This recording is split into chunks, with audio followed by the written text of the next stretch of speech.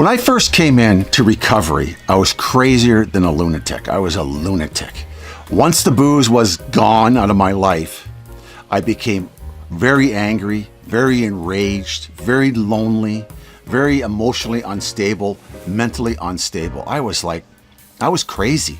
I was more stable on the booze than I was off the booze. The booze helped me remain stable in my life. And I remember, I was sober for about 9 months, if you want to call it that. But I remember, having this uncontrollable rage. And what was going on, my ex at the time, the mother of my children, were selling all my stuff because I got kicked out of the house. But we're talking on the phone a little bit, and I found out through the grapevine that she was selling some of my stuff. And I got totally enraged. I called her up and I threatened her on the phone. And let me tell you something, do not ever threaten anybody on the phone. Don't do that. It's not going to work out well for you, believe me. The police came, and here in Canada where I live, it was the OPP. It was in a little town called Carleton Place, just outside Ottawa. They took me to the OPP station, and I sat there and I felt so hopeless. I was sober for 9 months. I was going to meetings. I wasn't doing anything. I wasn't working the program or any recovery program. I wasn't reaching out for help. I was just dry drunk, and I was just crazy. I thought if I quit the alcohol, my life would get better, but it got a lot worse. It really did. At that time, I didn't think my family wanted anything to do with me. Well, they got fed up. Well, I had no friends, that's for sure. I had, my ex didn't want anything to do with me for sure. I pushed everybody away, and I was sober. And I was going crazy. I was going crazy. And I remember going up in front of the judge, and the Crown Attorney here in Ottawa, they're called Crown Attorneys. In the US, you might call them district attorneys, same thing. He just pounded on me. Mr. Ravery's violent. Mr. Ravery's out of control, in which I was. I was out of control. I don't know if I was so violent the way he made me sound like I was like Charles Manson. I couldn't believe it. But I was toast, man. I was toast. No one knew I was even there. Only the cops, but no one knew. And then my ex who called the cops, right? But no one knew I was there. And I was at the lowest low. I was at the most hopeless point of my life. They pounded at me. They wanted to keep me in jail. And then there was a pause. He stopped. The Crown Attorney stopped hammering at me.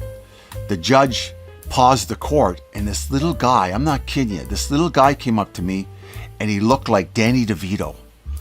I looked down. I was up in the witness stand, and I looked down, and this guy came up to me, and he looked like Danny DeVito. That's the first thing that came to my head. Man, you look like Danny DeVito. And I said, "Who are you?" And he says, "I'm your lawyer." I said, "You're my lawyer? How did you even know I was here?" And he says, "Someone called me and told me to be here to represent you." And I just start to cry. The tears just start to pour out of me, because I felt something magical happen that very moment.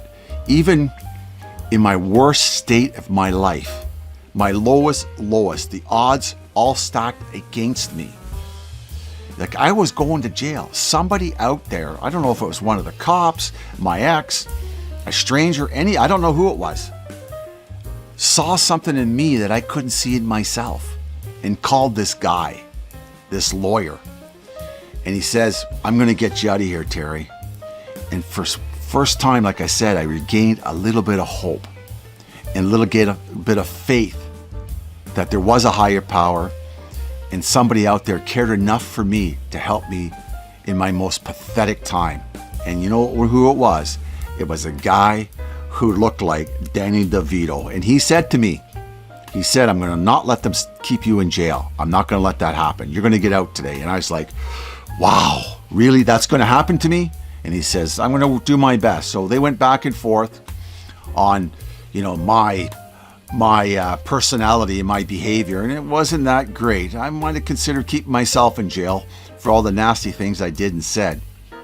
But the judge said to the district attorney, the Crown Attorney, "Mr. Ravery has no violence in his history.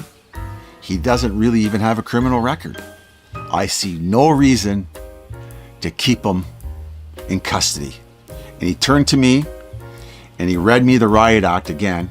He gave me the terms and conditions of my freedom, and he basically said, do not come back here. You do not want to come back here in front of me if you breach these terms of your freedom, but you're free to go. It was this little lawyer that looked like Danny DeVito that regained my faith in a higher power, who saved my life, who saved me and put me on the road to recovery. Just that little bit of help, just that little bit, that little push at the jumping off point. Someone saw enough in me to help me. And that's how the Danny DeVito lookalike saved me and put me on the road to recovery. You know, and when you're down and out and you're thinking no one wants anything to do with you, you may be surprised. You may be surprised.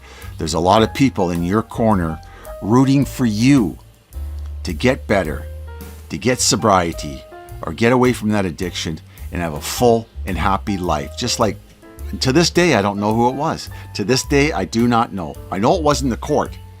I know it wasn't the court system. And maybe it was one of those cops.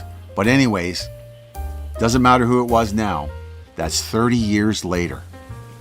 Just that little spark gave me enough confidence and enough belief that there was a higher power and something else there looking after me. The goodness of the world was looking after this two-bit loser. This two-bit loser. You know, it's amazing how life goes, isn't it? It's amazing, amazing. Long as we don't give up, there's always hope. Long as we don't give up, the miracle can just be around the corner. It can be just right there for the pickings. We need to keep moving forward and understand that recovery, sobriety will not be easy at times, but it will be worth it. It will be worth it. I have a big, full life today. I really do. And I just want to tell you, it's because of my recovery. It's because of that. And it's because of that very moment in that courtroom that little lawyer came up to me and regained faith. I had some sort of spiritual awakening at that very moment that said to me, it's time, Terry. It's time to do something about this mess. It's time. Okay? My name is Terry G. This is an alcohol-free life channel. We're willing to live sober one day at a time. If you can take a second, can you please subscribe to my channel? Take another second and hit that like button. I'd really appreciate it. I wish you all a happy Canada Day. It's Canada Day here. It's July 1st. July 1st here in Canada, and we're celebrating Canada Day. And I know my American buddies to the south have July 4th coming up, and happy July 4th birthday to all of you. We have freedom and are these two wonderful countries and all the democracies across the world.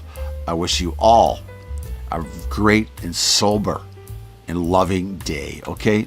Remember, sobriety is freedom. It really is. Stay safe, stay sober, and God bless. Ciao for now, and I'll talk to you later. Ciao. Bye-bye.